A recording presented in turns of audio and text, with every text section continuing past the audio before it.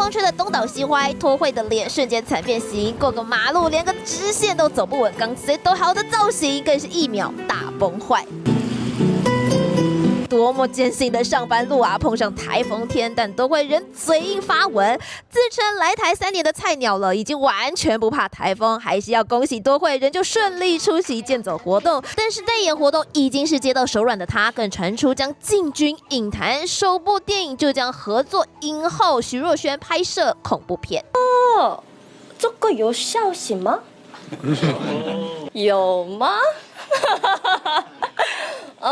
这个还不能讲，但是我真的想给大家越来越成长的李多惠。一起走进台北101来一场浪漫的高空约会吧！台风天同样行程超级满档的，还有富邦小公主猪猪宝贝在七夕前担任101高空一日店长，陪伴粉丝们提前度过浪漫高空情人节，更要担任最美推销员。